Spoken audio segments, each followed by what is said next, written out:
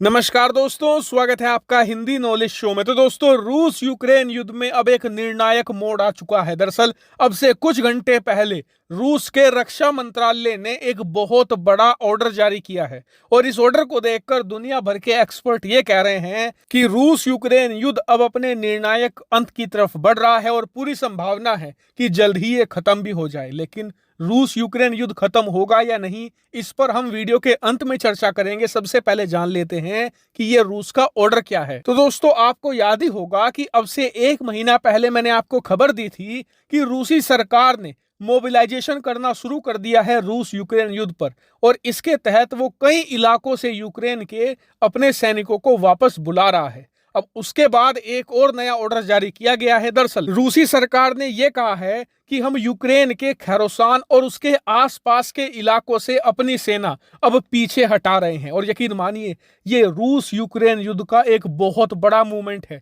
क्योंकि खैरोसान पिछले 3-4 महीनों से रूस यूक्रेन युद्ध का सेंटर पॉइंट बना हुआ था। दोनों देशों की सेनाओं ने अपनी पूरी ताकत लगा दी थी खैरोसान पर कब्जा जमाए रखने के लिए। और आपने सुना भी होगा कि पिछले 4 महीनों में कभी यूक्रेन कहता था कि खैरोसान पर हमारा कब्जा है, कभी रूस कहता था कि हमने खैरोसान को अपने कब्जे में ले लिया है। इतना ही नहीं, रूस यूक्रेन युद्ध में पिछले 4 महीनों में सबसे ज्यादा खून खैरोसान को लेकर ही बहाया गया है। सबसे ज्यादा लड़ाई यही हुई है। इससे आप समझ सकते हैं कि खैरोसान दोनों के लिए कितना महत्वपूर्ण है। और अब रूस ने यहां से सेना हटाने के जो आदेश दिए हैं, उससे साफ हो गया है कि खैरोसान और उसके आसपास के इलाकों पर यूक्रेन का कब्जा मजबूत हो जाएगा।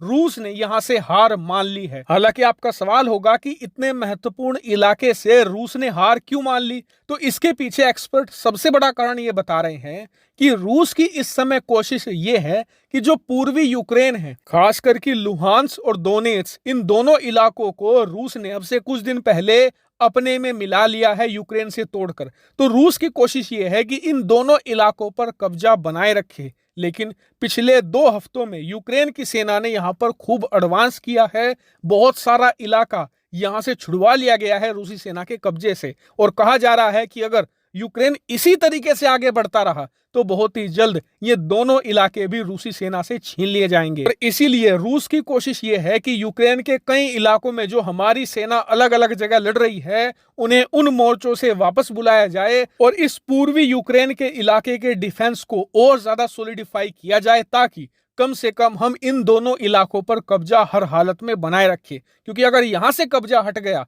तो रूस के लिए यह सबसे बड़ी ह्यूमिलिएशन होगी और रूस की ऑफिशियल हार भी मानी जाएगी। लेकिन क्या रूस अपनी इस रणनीति में कामयाब हो पाएगा? क्या वो दोनेत्स्क और लुहांस्क को यहां पर सुरक्षित रख पाएगा? तो देखिए, बहुत मुश्किल है। इसका कारण यह है कि यूक्रेन की पूरी सेना ने दोनेत्स्क और लुहांस्क रीजन को मछली की आंख बना लिया है, जैसे कि अर्जुन ने बना लिया था।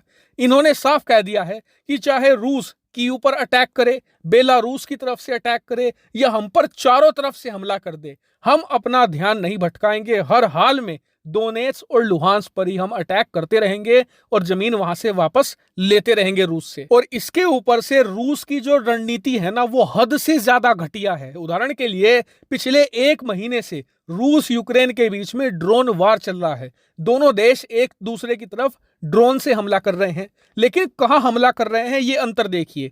यूक्रेन ड्रोन का इस्तेमाल कर रहा है लुहांस्क और दोनेत्स्क में रूसी फौजियों पर। रूस कहां कर रहा है ड्रोन से हमला? कीव में, राजधानी में, जहां पर आम लोग रहते हैं। अब आप मुझे खुद बताइए कि यूक्रेन की राजधानी पर हमला करने से यूक्रेन की फौज किस तरीके से कमजोर होगी? ये तो कहीं सेंस भी नहीं बनाता। और इसके ऊपर से जो राजधानी के ऊपर हमले हो रहे हैं ना, उससे भी कुछ खास फर्क नहीं पड़ रहा है यूक्रेन को, क्योंकि जैसे ही ड्रोन आते हैं रडार से पता चल जाता है, सरकार सायरन बजा देती है और आम जनता बंकर में जाकर छुप जाती है। 1-2 बिल्डिंग टूटती है, इससे ज्यादा कोई नुकसान नहीं। इसके जवाब में यूक्रेन की सेना अपने एक-एक ड्रोन, अपनी एक-एक गोली का इस्तेमाल सिर्फ और सिर्फ रूस की सेना के खिलाफ कर रही है, और इससे रूसी सेना कमजोर हो रही है।